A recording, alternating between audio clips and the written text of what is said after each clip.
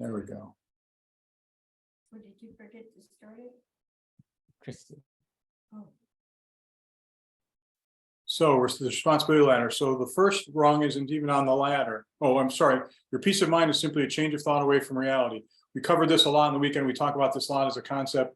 Your peace of mind is simply a change of thought away from reality because it is your thoughts that create your feelings. So shift your thoughts or shift your feelings. That's pretty straightforward.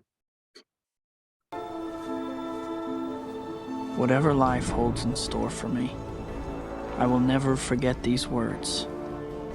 With great power comes great responsibility. And again, they didn't follow the script that we wanted them to for Spider-Man.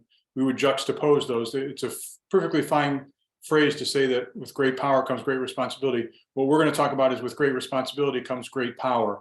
And that power that we talked about this weekend was the power of choice. So we're going to... Chris, let me just take a moment here to go over something we went over for the weekend that we have not put into the 50 prior Out of the Matrix that you and I have done together. Sure. One concept we brought into this weekend was something called the creative process. And what we started sharing with everyone is how that works. So let me go over that just real quickly with you, and then you're keep that in mind as Chris and I take you up the responsibility ladder. But you have a belief. Now, remember, all of this is taking place in mind. All right. So it starts with your beliefs. Your world is in your mind. My world is my mind. Susan's world is in her mind. Chris's world is in his mind. We're all looking kind of, we think, at the same objective world. But as you all know, no two people see the same world. They see it through the way they perceive it. And they perceive it in accordance with what they created. So let me go through the creative process. You have beliefs. Those beliefs will produce thoughts. Those thoughts will produce feelings / emotions. From there, you will have an action. You will say or do something. And from there, you'll have an experience. And that experience is called your life. Now, how quickly and to what magnitude the experiences manifest in front of you in physical form, that depends on how often you think them, the intensity of the emotion with which you feel them. And we're going to start talking to you about something Einstein taught, which was frequency science, okay? And as Einstein said, this is not philosophy, this is physics, is the way he put it. So we're going to be talking to you about frequency science. So all of the thoughts that you have beliefs, they produce thoughts. Every one of those thoughts have a frequency. And those of you who have done it with us prior know about the law of attraction, and that way that works, as we've talked before, is resonant frequency. So we're going to get more into that science, but know that you have created everything you experience in your life. It can only come from, that experience can only come from actions you've made, which were stimulated by thoughts, which came from, or by feelings, which came from thoughts, which came from the beliefs you hold, which is why we spend so much time on the iceberg. I am not worthy. I do not matter. I am not important. I am unfairly treated. And those are all I ams that are lurking in your subconscious mind, that are having a great deal to do, as we've talked before, with the creation called your life. That is the creative process. So thanks, Chris, for that. I thought it was something we needed to share. So back to you, my friend. Yeah, absolutely. So the first thing to understand is how fast you get out of the matrix depends on how much responsibility you're willing to take. And remember, getting out of the matrix means you're going to stop ceding responsibility for your feelings, your thoughts, your life to things outside of you. You're going to own the fact that you're responsible for that, and how much responsibility you're taking will dictate how quickly you get out of the matrix. So let's get into the ladder here. So the first rung isn't even on the ladder. It's not a rung. It's nothing. So this is a way of being. People show up and take responsibility for nothing. This is blaming things constantly for what's going on in your life. You don't take any responsibility for what you think, what you feel, what you do. And I had a student at one point when we were presenting this ladder who couldn't make it to the first rung. When we put the first rung up there, which we'll get to in a minute, he said he was responsible for nothing. Literally, if he punched somebody, it was the other person's fault. They made him do it. And this kid's life was miserable. So this is a place of misery. Taking responsibility for nothing in your life is an absolutely miserable place to be. And most of us have been there at some point, even if it's just for a few minutes in our lives, and it's just no fun. And as we work up the ladder, I'll talk a little bit more about the fact that in my life, the more responsibility I take, the higher I am on the ladder, the happier I am, which motivates me to try and stay higher on the ladder. Does that make sense?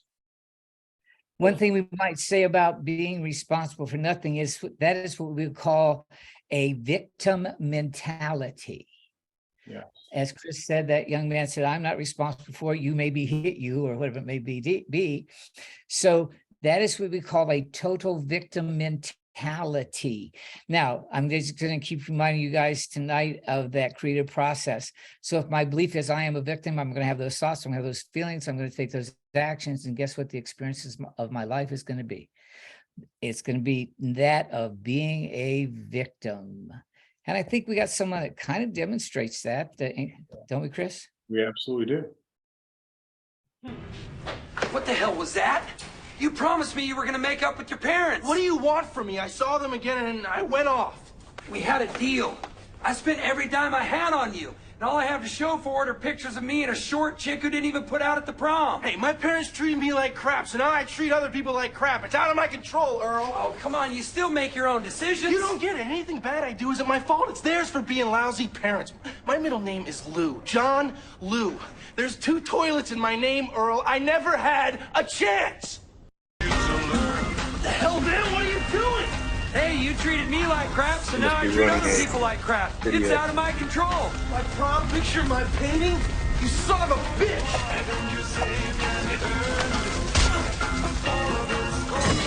Oh, I'm sorry. Did I hit you? Well, don't blame me, because anything bad I do isn't my fault. It's your fault, including this. All right. So just a reminder for people who are joining us to make sure you mute yourself, please.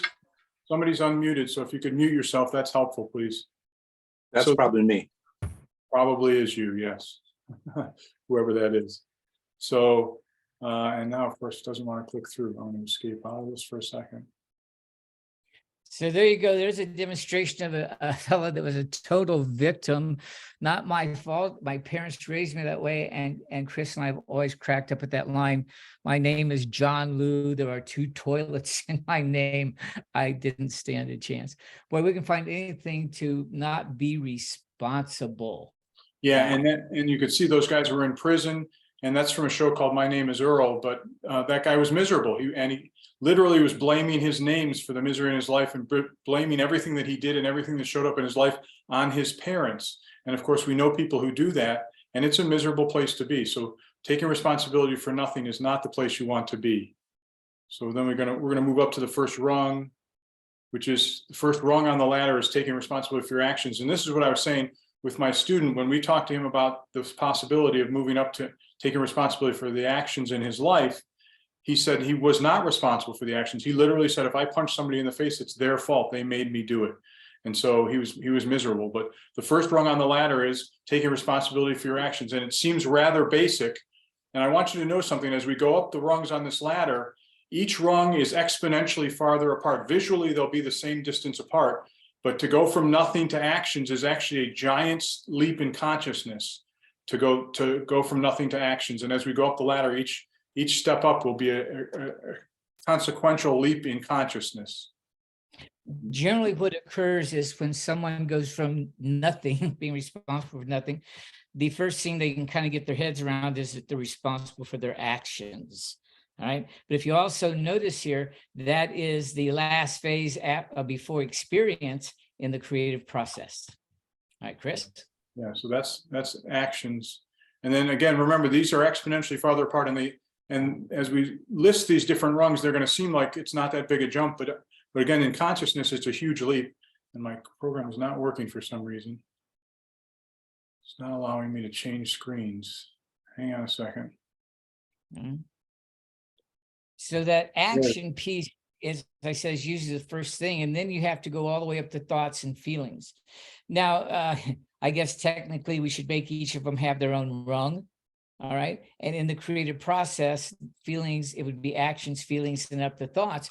But Chris and I realized that most people don't have control over their feelings or their thoughts.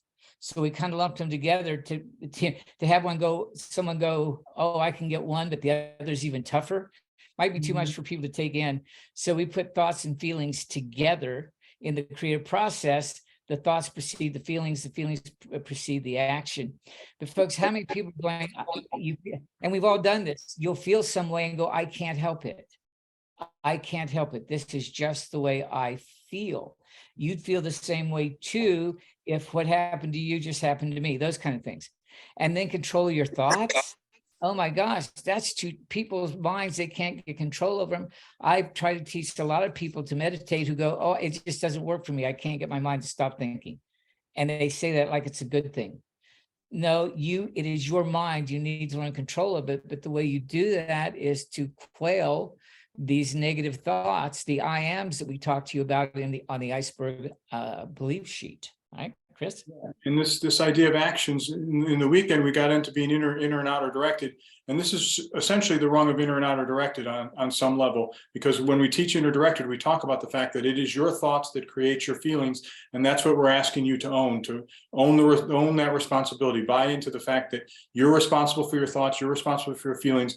And no matter what someone says to you or how they treat you or what shows up in front of your life, you have a choice. Remember, that's your power. The power we talked about in the weekend, the power you have is the power of choice. You can choose your thoughts and therefore choose your feelings. And sometimes it's easier than others, and that's fair. Sometimes it takes a little longer than others, and that's fair. But what we said in the beginning of the weekend is we want you to realize, we want you to be able to return to your happiness relatively quickly, no matter what happens in your life. And that's what we're working towards. So this rung is incredibly important. And again, to go from actions to thoughts and feelings is an exponential leap in consciousness. I get the rungs on the visually look the same, but to go up from actions to thoughts and feelings is a big, giant leap in consciousness. Yeah, in fact, Chris, I am along with you. There's probably very few people on the planet that have real dominance over their thoughts and feelings. Because once you get control over your thoughts, your feelings have to follow. Remember, feelings are nothing but a chemical response to a thought you've had, to a stimulus from outside. So, yeah, it's tough. It is tough, my friends. Yeah.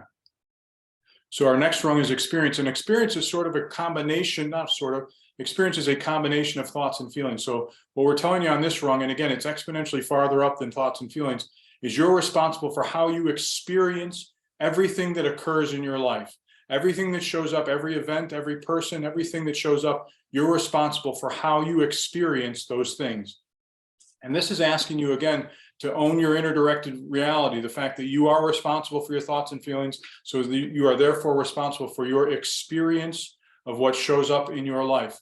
And again, as Tony mentioned, we often tend to blame these outside factors. No, anybody who would go through this would feel this way. Anybody who would go through this would think about it this way. And we debunked that over the weekend. We said, you can't show me anything that everyone has the same thoughts and feelings about, because the thoughts and feelings and experience are coming from the person, not the event or the other person. Fair enough? Fair. Tony, any thoughts about experience? Yeah, I notice here that experience comes after thoughts, feelings, and actions in the creative process. Okay. Remember, it's your belief creates thoughts, they create feelings, then you do actions, then you get an experience. But Chris and I figured it wasn't good to start with experience because that's too big. It's too hard to get your head around that I'm responsible for everything I experience. Actions, okay, we can start buying into that. Well, feelings, all right, they're my feelings, not somebody else's. I'm the one who's having them, so they must be mine. And my thoughts, oh my God, they run around my head. I'll get control of them eventually.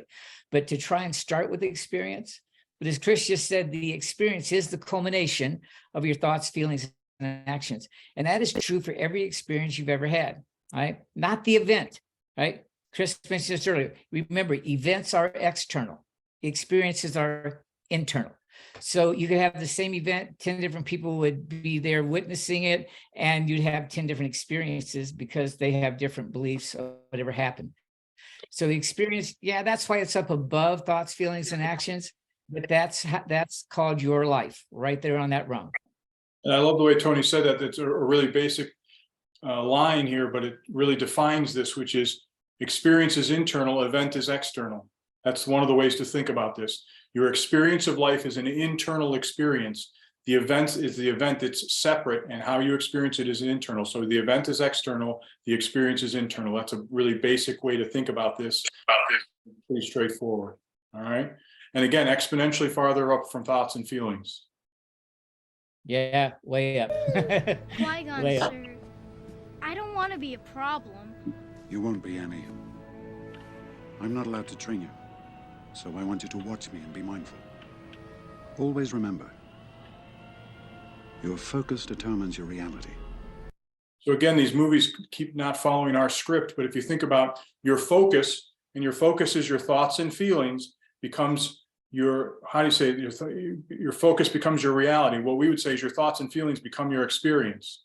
So he's saying your focus becomes your reality. He's just saying it with slightly different words, but he's absolutely right. Whatever you focus on, whatever you think about, whatever you feel about, that's what comes about in your life. That's what you experience in your life. So your focus becomes your reality. And this is why we tried to, this is why we told you over the weekend how important it is to pay attention to your thoughts and make choices about how you're thinking about things, because it affects your feelings and it sends out that energetic frequency and brings the experience of that back to you. So you have to be careful about what you're thinking and feeling, because your focus becomes your reality.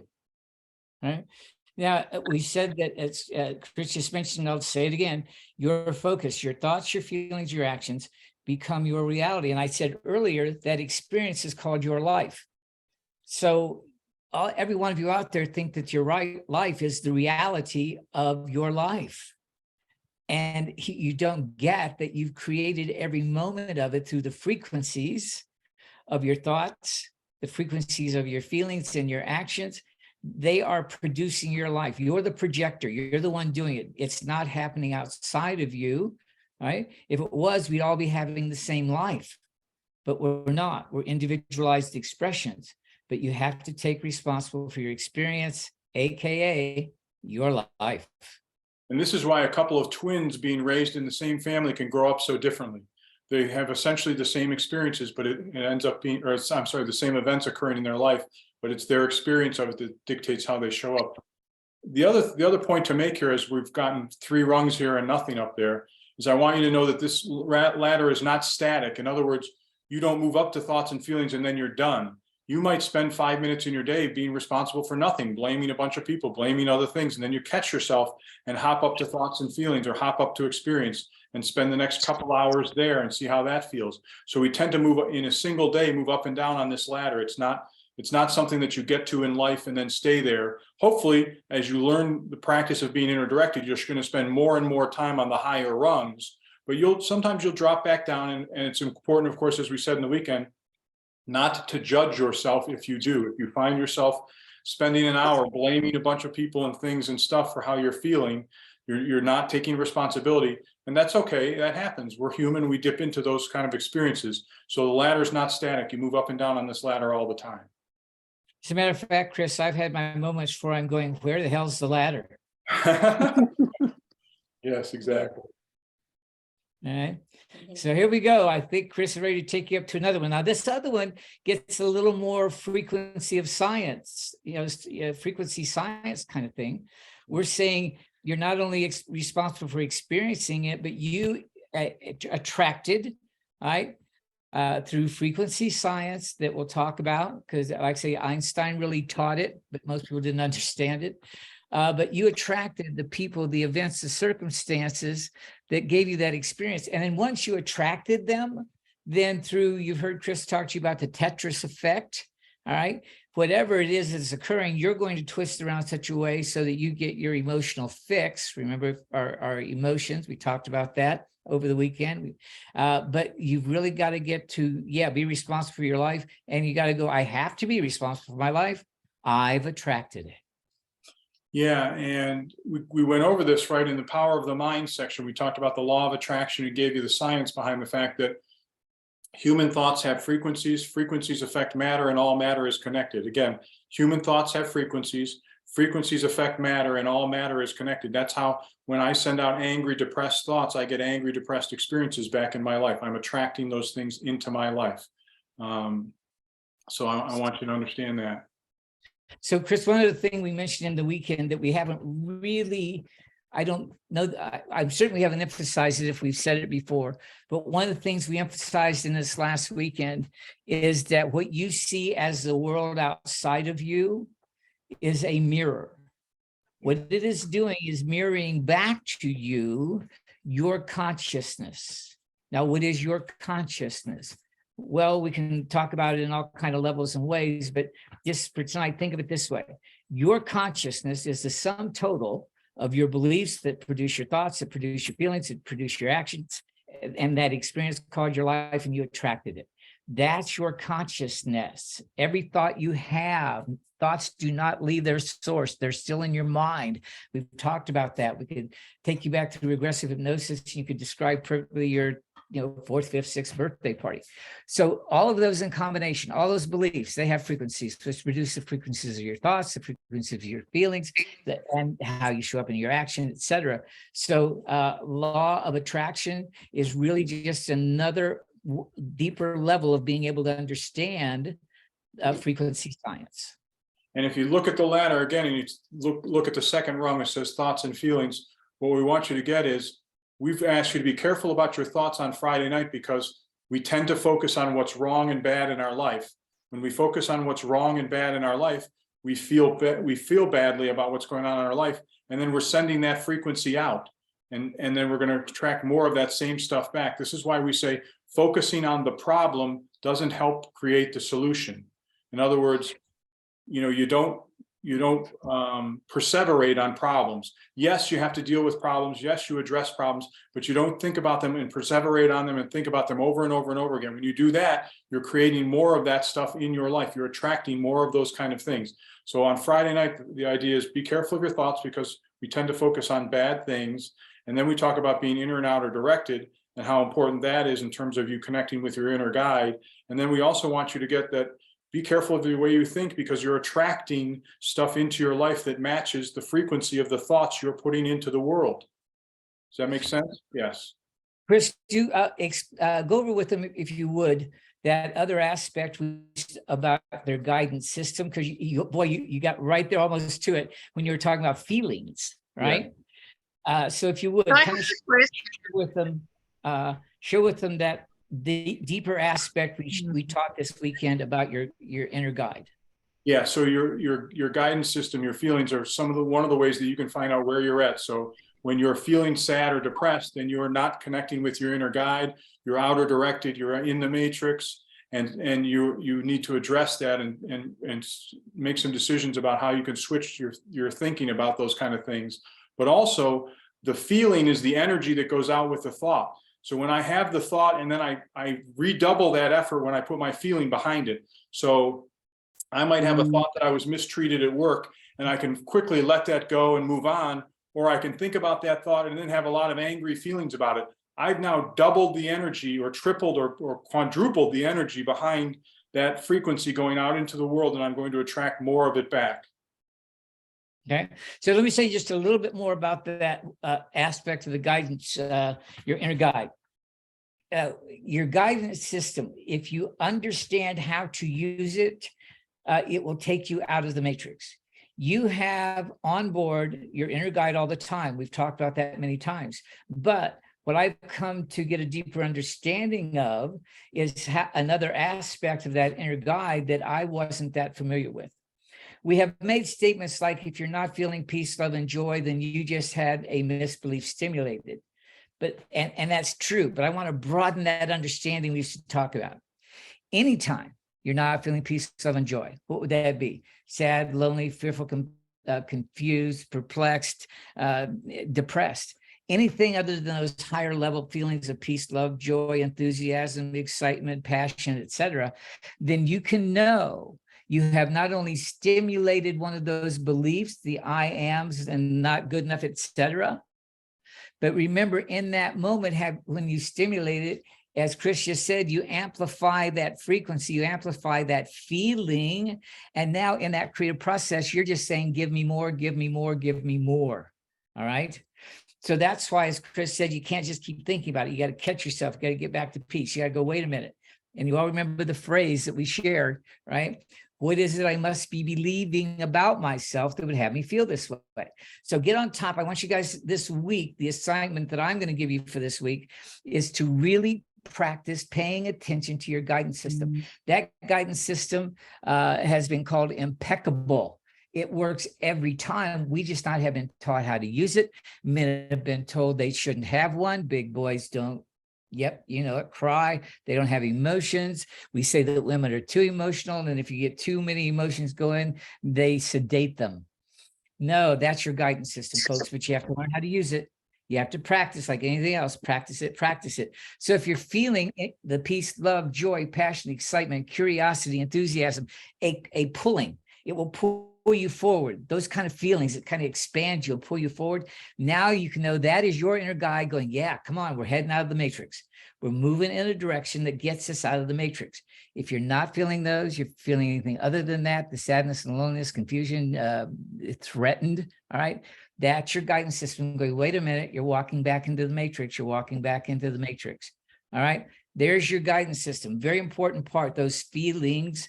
All right, so your assignment that I'm going to give you for this week is practice using your guidance system. And the more you practice, you'll be amazed. It will lead you right out. Chris? Yeah, quick side note here also. I feel like Tony and I are throwing a lot at you guys. And remember, this is being recorded, and I'll send out the recording tomorrow. So you'll have it. You can relook at this as you wonder, want to wander through what all we've said. So this is being recorded, and you will get a copy of it through YouTube. So keep that in mind.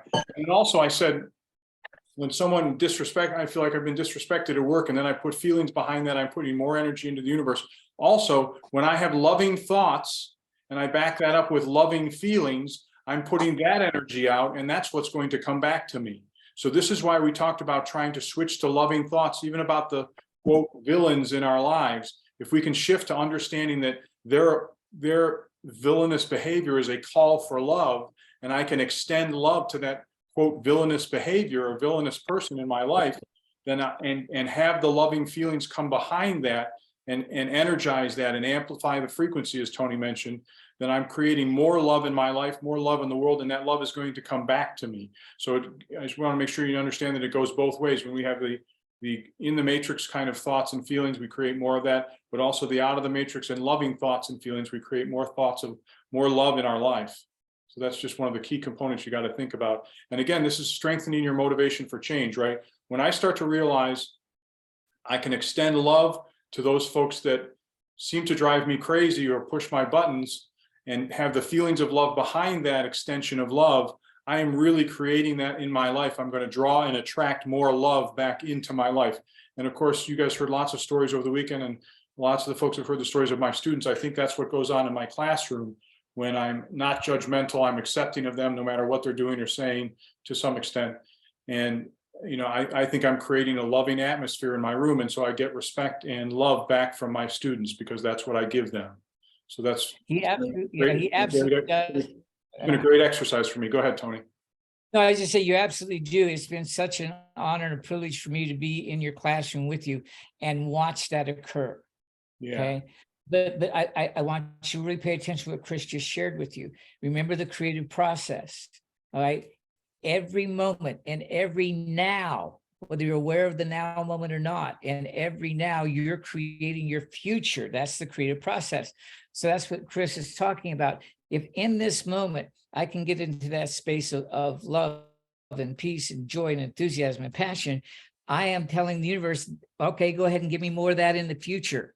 And if you're upset and angry and mad, you're telling the universe, okay, here's what I want, more of this. Okay, so you're creating every moment. You cannot stop the creative process. Creative process is a limitless process, just like you're a limitless being.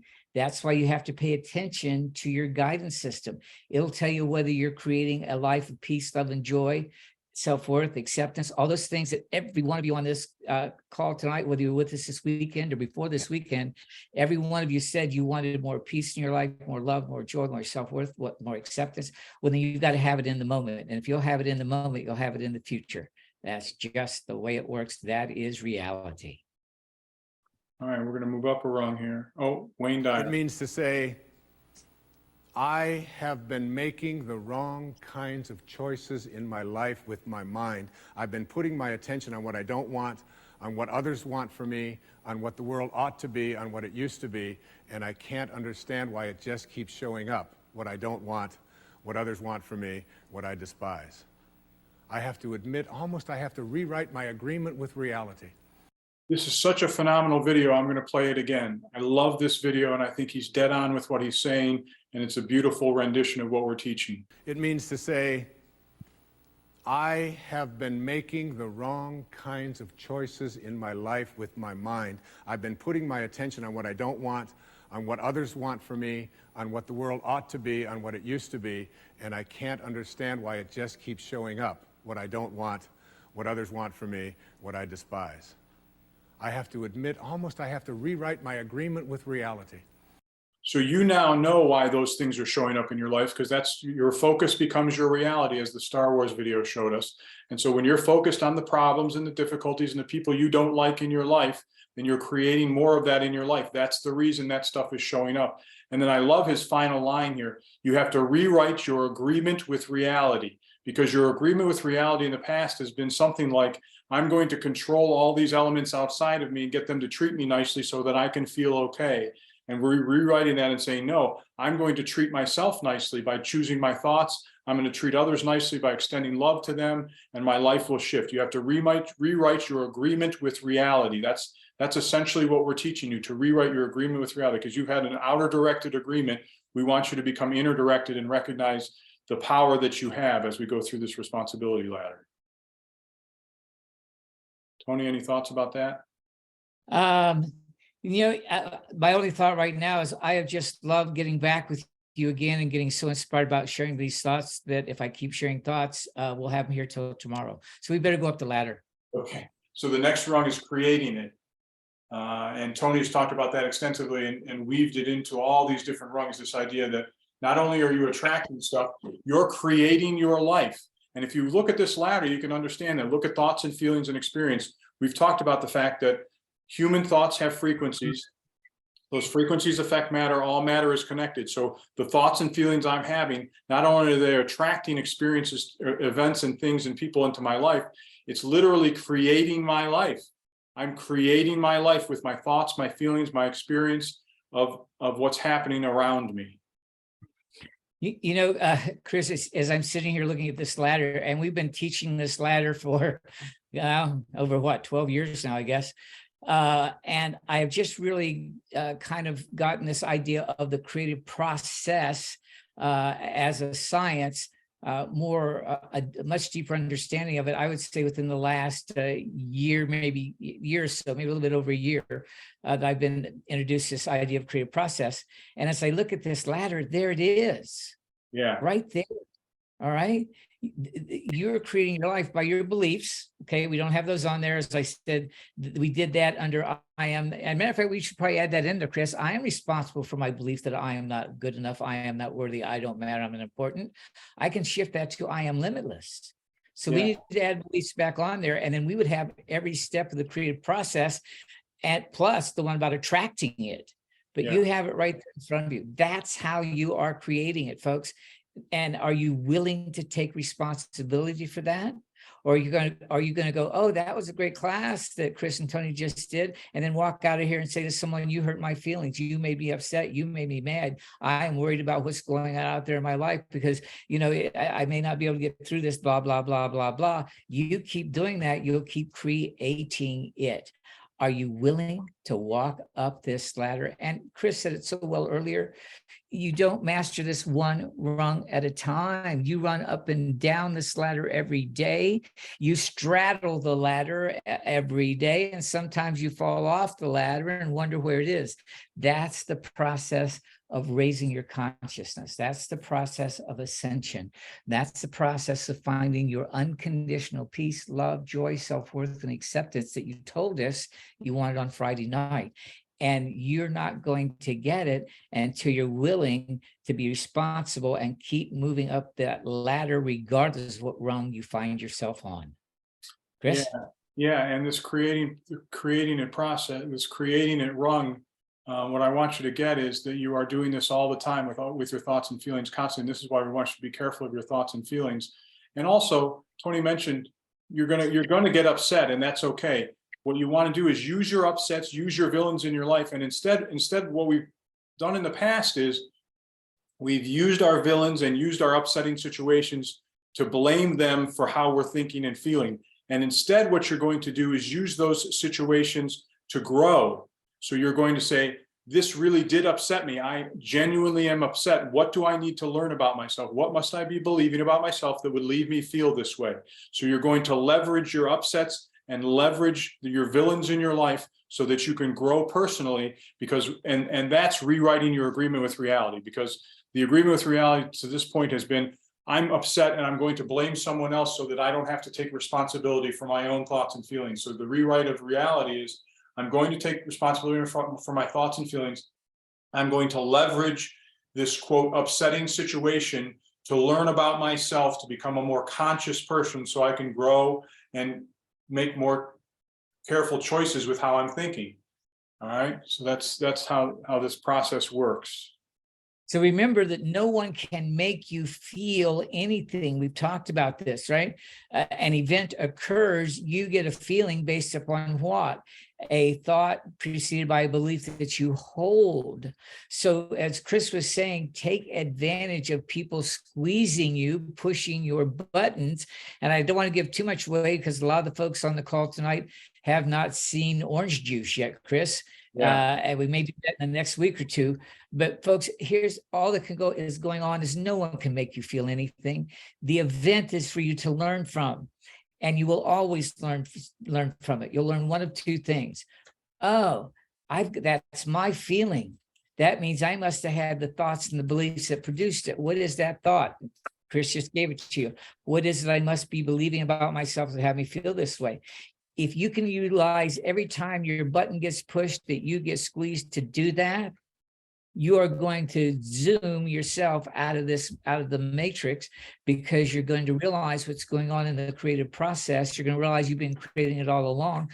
You're going to realize whatever you choose to either be outer directed and blame him, her, them, it, the world, or to be inner directed and go, oh, that's the product of my feelings, thoughts, and beliefs.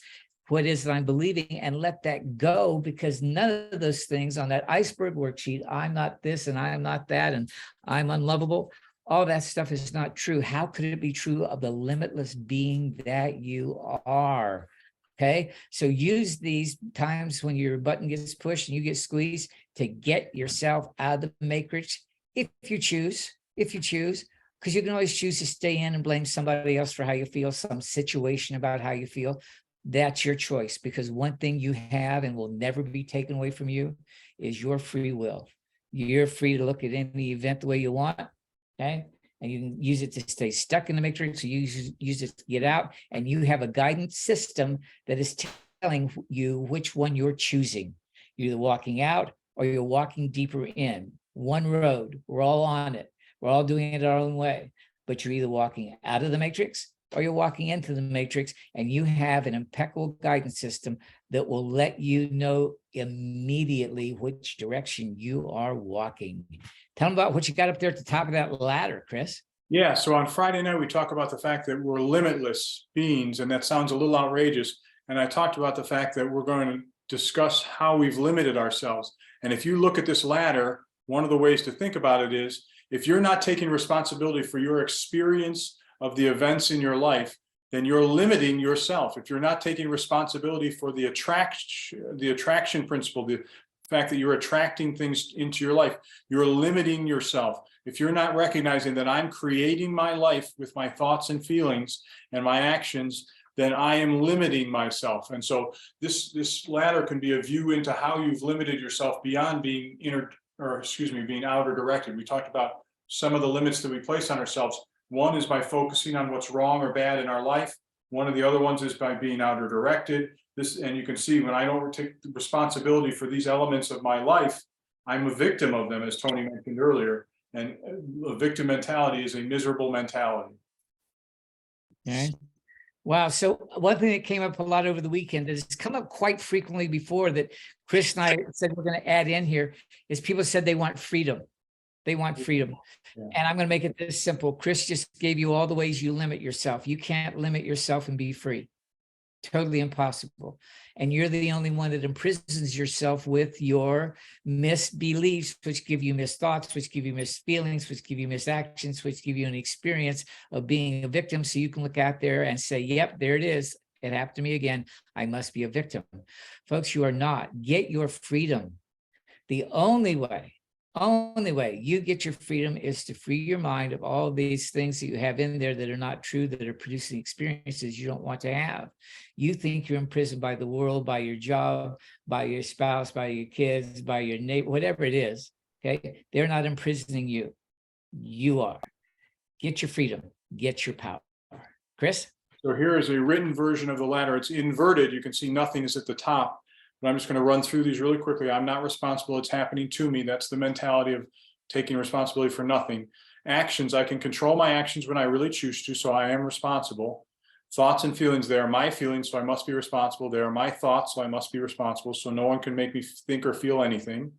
And then experience, I can't control what happens to me, but I can control how I choose to experience it. And then attracting, my beliefs and feelings generated the event experience and attracted the people. And then creating it, the creative process that we've talked about throughout this, which is all the elements on the lower rungs, put forward this creative process for us. Now, there seems to be a contradiction there at the experience level where it says, I can't control what happens to me. And then at attracting it, we're saying you're attracting all this into your life. What we're really trying to say there is, look, just get the idea that you're responsible for your experience. That's a big one to get, folks. Most people on this planet do not want to be responsible for every moment that they experience in their lives. So just take a moment, take a breath. We're going to set attracting it aside, right? Just long enough for you to really get your head around experiencing it. And then once you've done that enough, it'll come to you. You'll see it. The puzzle piece will fall right into place. You'll get, oh yeah, my beliefs. My feelings generated those events and experiences. They attracted the people, and therefore I must have attracted that experience. I must be responsible.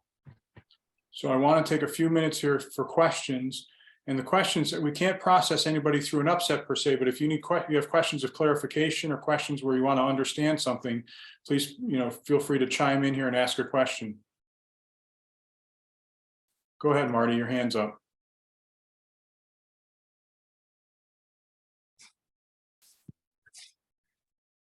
Marty, go ahead.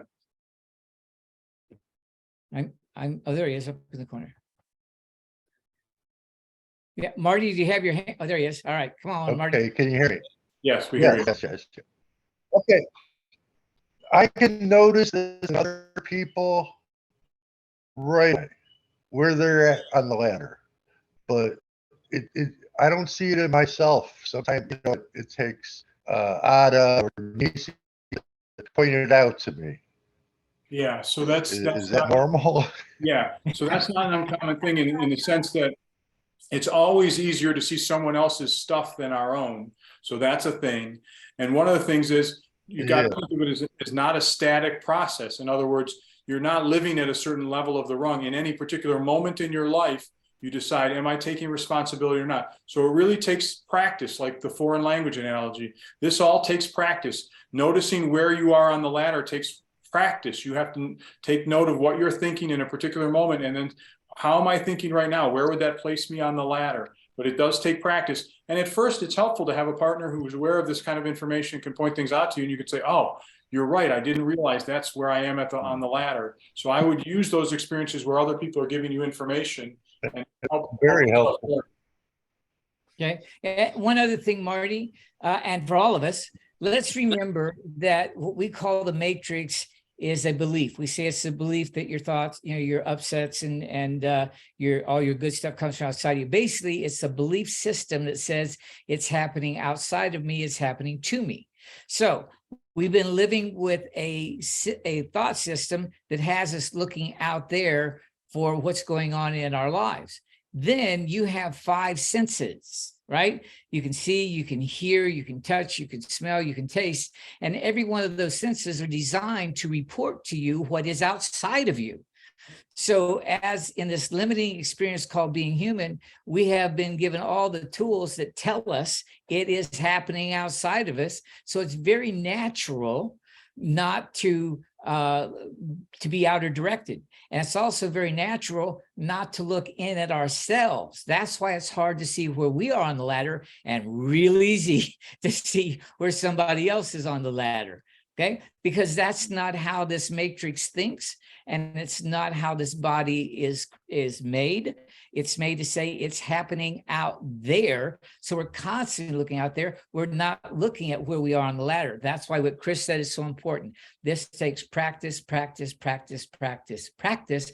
And one of the most useful tools to help us see ourselves is get into a relationship. Okay. We're going to talk about that some night when we talk about the importance of relationship. And that doesn't mean you have to have a special someone. That's great if you do, because they can keep an eye on you more often, like 24/7, right? But you need to understand what relationship is about. You need to understand that you are in absolute relationship with everybody and everything in your world, including the news, including what you see on TV. And every relationship, I'm going to give you the quick Reader's Digest version of this, right? The purpose of every relationship is to call for a response from you.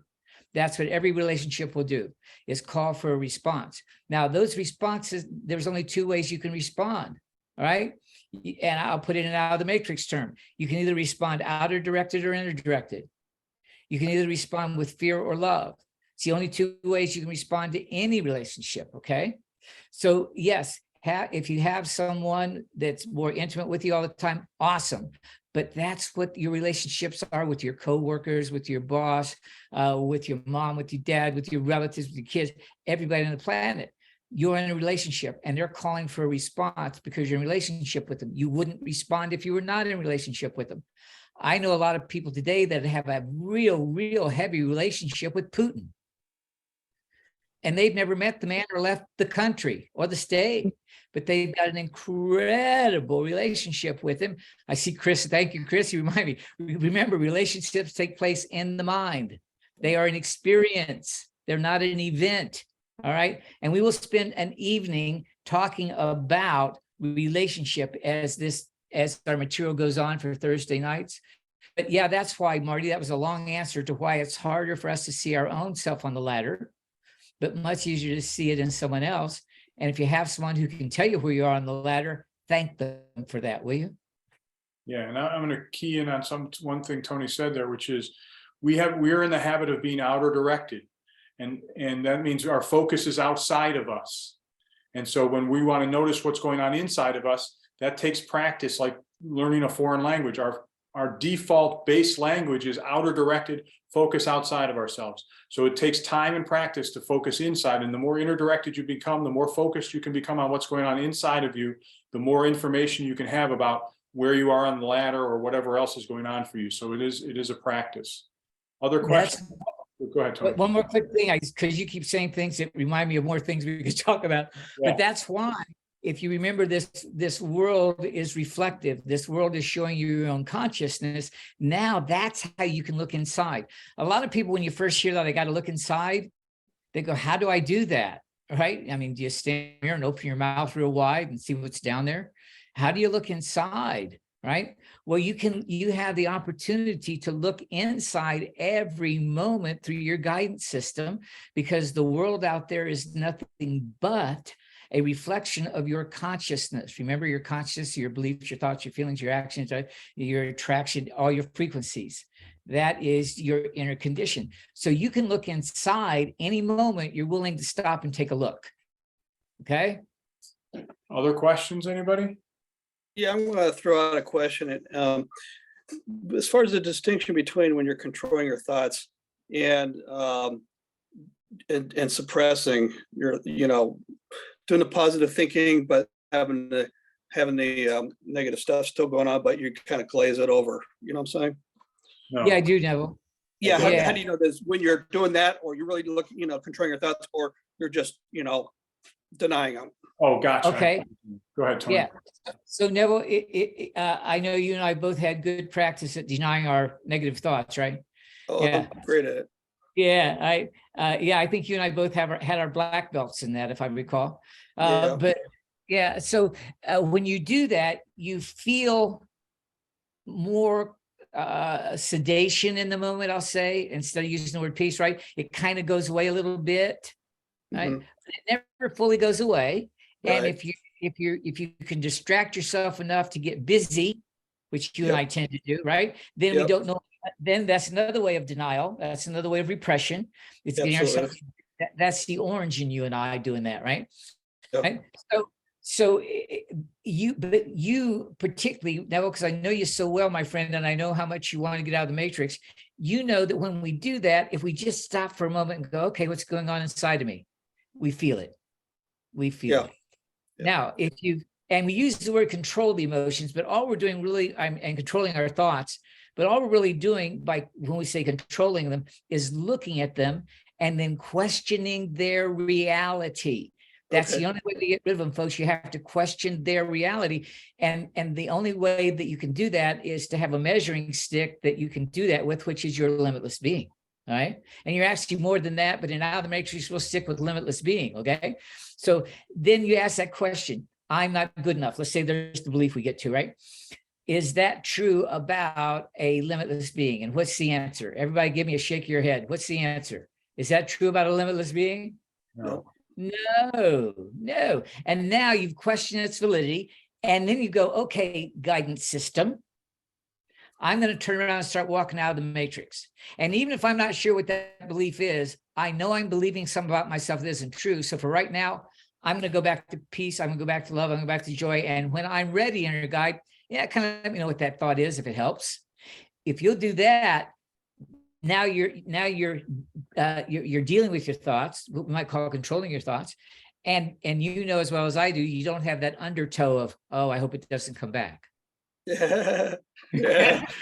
or it's that dread of going, I know it's going to come here somewhere. It's going to smack me when I'm least expecting. Oh yeah. Yeah. We walk around like it's out there, like we're going to get attacked by the thought. Yeah, absolutely. Yep. Yeah. So there you go, my friend. And that's how you can know. Yeah, you've been doing this long enough, you know. Yeah, and also a real simplified version of that is if you're not peace, love, and joy, then you're denying something. Yes. Right, yeah. Yeah. There you go. You just check in. If I'm not leaving, Yeah, and if that's I'm not feeling and peace, it- love, and joy, then I'm denying something. yeah, and you're talking about actually really feeling that they're being in the state of peace, love, and joy, not just I'm in peace, love, and joy and doing a head trip. Yeah. faith. Yeah, there you go. Exactly. Remember, the peace, love, and joy that we're talking about is not conditional. Yeah. Right. I'm in peace if everything starts going right. I'm in joy as long as it goes my way, right? No, Right. that's how you'll know also, Neville, if you're doing one of those denial, head trip kind of things. Yeah, Yeah. there'll be some condition. Oh, I feel better because I've gone back to work, right? Oh, I'll feel Yeah. better because and I know you know exactly what I'm talking about. So yeah, Oh, it has yeah. an unconditional state. Yeah. Okay. Other questions? Good questions, by the way. Yes, excellent question. I've got to tell you, what time do we wrap up, Chris? In a minute? Yeah, in a minute, exactly. Yep. Typically. Okay. I just want to thank every one of you. This is my first time back to an Out of the Matrix Reloaded. And how long, Chris? About 3 years? Yeah, at least 3 years. Yeah. About 3 years. I thought I was going to retire. And somewhere down inside me, it didn't mean I didn't want to do this. I was still doing classes down here periodically. I speak at churches periodically, but I thought, okay, I'm just going to cruise here for a while. And I thought that's what my inner guide wanted me to do. Some of you know the story. Susan and I were, led by our inner guide to buy a boat that I never thought anything about buying a boat.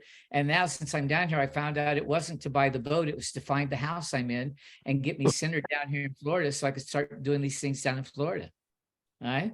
So yeah, when you follow your inner guide, do what it tells you to do, even if it doesn't make sense to you, because it probably won't. Okay. So, but thinking I was retired and I could see myself, even over the last year, things started pulling me out of this, And then I'm going to point some fingers here. You see some folks on your screen named Jorge, and right next to him is lovely wife Myra. I'm going to blame them. I'm the victim here. They're the ones that pulled me out of retirement. And Lydia up there in the corner, yeah, you too, girl. Right? Yeah, but they did what I wanted them to do. They did what I needed them to do. So I want to thank you guys so much. I want to thank all of you for giving me this time with you this evening. Like it's been over 3 years, and I'm back. So we'll be back next week at 7, folks. Same bat channel, same bat time. Love you all. Thanks, everybody. again. I love you, Tony. Love everybody. Thank you, Chris. Nice. Thanks. Thank Good to see you. you, Nev. You're so welcome, Kathleen. Thanks, Nev. Good seeing you, girl. Hey, John, Wendy, how you doing, babe? Good. Thank you. It was wonderful. Thanks, everyone. Bye, guys. You got it. You Love got y'all. it. Love you all. Hey, Sylvia. Good night, Mom. Hey, John. Love you all. Wow. I'm going to hang in there till you guys hang up. Hi, Sylvia and Mom. Hey, Rob, how you doing, buddy? Yeah, he's there. Look at that. Doing Yeah. good. Doing good. Thanks. Good to see you Good, again. Rob. Good seeing you, buddy. Glad you joined us tonight. This Yep, is I awesome. made it 5 minutes late, but I made it. Once I Good. figured out how to mute my microphone, everything was good. I was that guy who didn't mute his microphone. You were fine. You were fine. Yeah, Always one in every Okay. crowd. that's me. It's usually me. Thanks for taking my place. Okay, I'll give it back next time. All right. Have a good night. Thank you all. Mhm.